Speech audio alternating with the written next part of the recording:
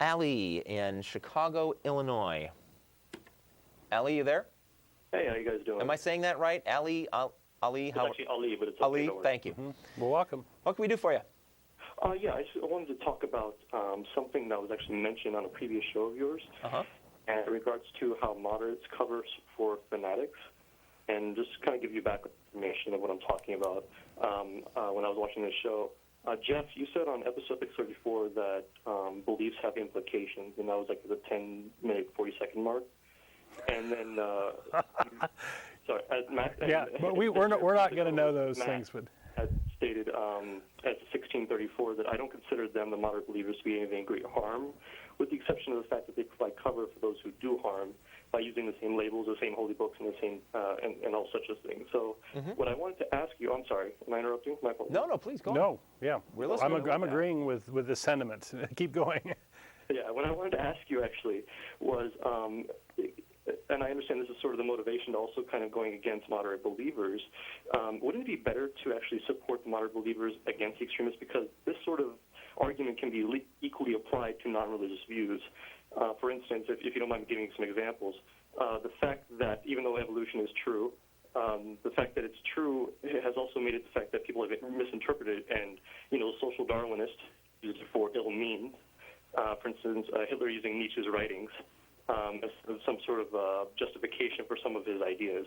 So couldn't we equally apply this to actual, what you consider very factual beliefs? Well, I'm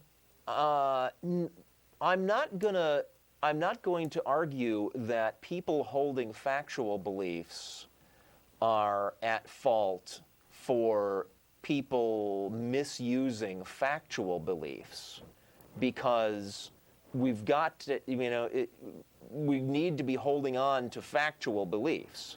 And in that case, people misusing them are a problem, but the problem's not going to be solved by everybody abandoning the facts, right? See what I'm saying? The cost is too high. Now, when we're talking about non-factual beliefs, abandoning non-factual beliefs in order to reduce the amount of abuse of those non-factual beliefs, the cost is zero. See, I don't. But no, perceived I'm not cost. I just think it's the factualness, or the what you call the mythological aspect of the belief itself doesn't seem to me to have any what's the word I'm looking for? It doesn't seem to have any to make any difference in that sense, because what I'm trying to say is for the purposes of your cause, for getting rid of the fanatics. It would seem better to work with the moderates, even though you may not agree with all their, views on God, etc. Well, because even if you get rid of all the moderate beliefs, it's not necessarily going to make sure that the fanatics are going to go away. They may just be, for all intents and purposes, they may just be more influenced to be fanatical because of what they see you're trying to do. Okay. Well, I was just going to say, one of the difficulties there is that the fanatics, the fundamentalists, generally have Scripture on their side. They can generally point to the Bible verses that say, God really wants this, and they generally know their Bible pretty well. The moderates really don't have a leg to stand on because they're on such flimsy ground. They're kind of taking bits and pieces of the religion and ignoring a lot of the rest of it. They're on shaky ground. They really can't win any arguments with the fundamentalists. They're in a bad situation that way. In a sense, the atheists are the only ones who have the ability to argue against them by escaping the whole biblical worldview in order to get at the right answer. We have the evidence on our side and these sorts of things. The purpose of our show is to reach out to people who may be fence-sitting or whatever, but they may or may not be religious moderates. A lot of religious moderates are pretty closed-minded to, ideas that counter their religious beliefs. So I don't know that we can reach those people, and I don't know that they can help win against the fundamentalists because they don't have the scriptural basis to do it. They'd have to pretty much come to our side, I think, completely, and that's a tough row to hoe. I could see your perspective there. Of course, I would disagree to some extent because I think that once people kind of learn more about their traditions, they tend to be less fanatic. But of course, we have a disagreement there. I know that. But Also, the reason I also brought this subject up was previously, Don, you had stated that variations in belief kind of show the evolution of religious views, and also how there's not some sort of objective monolithic, structure. And what I want to say was also, can't this equally be applied to, political theories? I mean, should we get rid of those things as well because we should get rid of politics altogether because there's variations of in those cases, nobody's claiming that there's a God there, an all-powerful, all-knowing God that is perfect, right? It's only the religions that's making those sorts of claims. So absolutely, politics is a human endeavor, and there's going to be mistakes. There's going to be going up blind alleys. There's going to be things that happen bad. Hopefully, we can learn from them and move on. But religion, and especially monotheistic religions, where you're saying there's one God we're following, you have to hold those folks, I think, to a higher standard, in that if they can communicate to that God, and this God is the author of morality and these sorts of things, then by gosh, there should be some higher level of behavior. You should have a lot more continuity, a lot more focus of effort. Because all these people want to talk to that God and want to please that God, and why aren't they all behaving the same way? Mm-hmm. So that's the point that I was trying to get at there.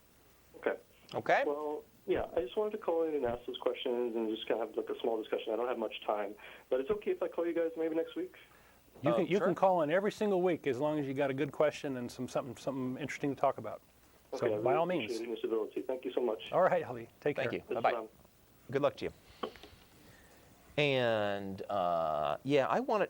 Oh gosh, see, I've hung up on him, and I have one more point to make of his question about working with the moderates.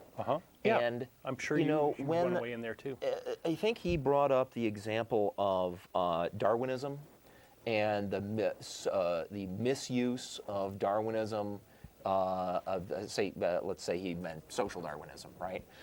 I think he was talking about the idea that we don't want to alienate religious believers on the topic of evolution, because a lot of religious believers who are moderates believe in evolution, and they could be an ally in getting it taught properly. I think that's where he was going. Okay, no, I'm not going to say as long as you believe true thing A, I will therefore shut up about your belief in untrue thing B.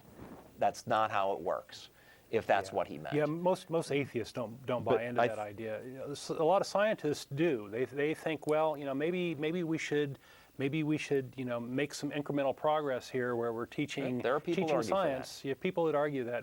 Most atheists don't buy into that. Most atheists are kind of, let's get at the real truth, and let's not. But as allies against the fanatics, right? There's what I want to get at, right? I don't see moderate religionists going after religious extremists. I don't see it. And the reason I don't see it is because of that old saw, people who live in glass houses shouldn't throw stones. There's very little that a moderate believer can say about why a fanatical believer is wrong, other than, well, I think you're just misinterpreting it and being mean. What is ultimately said, what's in the Holy Book is the same for both groups. That makes it very, very difficult for them. Nor do I see moderates going back and saying, hey, you know what? These passages in the Bible, getting back to your talk today, these passages in the Bible saying that, oh yeah, God will give you money if you kowtow to him, right? Those passages are causing trouble, therefore us moderates are going to get rid of them.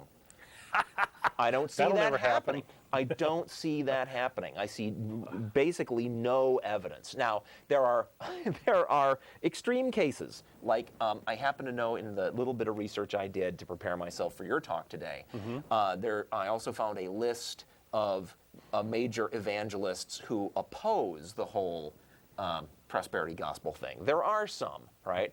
And I'm glad they're opposing that. But that gets us back to this question of, well, am I then going to stop arguing with them, stop exposing what I think are the things that those guys believe that I think are not true? Am I going to stop talking about that because I think they'll stop being against this other thing that's bad? No. Not No, gonna I happen. won't. That's not how We can knowledge encourage works. them in a limited way. The progress of human knowledge is not about, playing a little game with, okay, we'll allow you to believe this untrue thing and shut up about how silly we think that is, as long as you'll join with us in opposing this other untrue thing. Doesn't work that way. Well, politics works that way, but Well, atheism doesn't very much. It's not atheism, it's knowledge. Yeah, Right? yeah, A that's thing right. is either true or it's not. Bottom That's right. line. Yeah, we subscribe to more of the scientific idea of, Yeah. let's test this, and if it's true, Yeah. it's true. If it's not, it's not.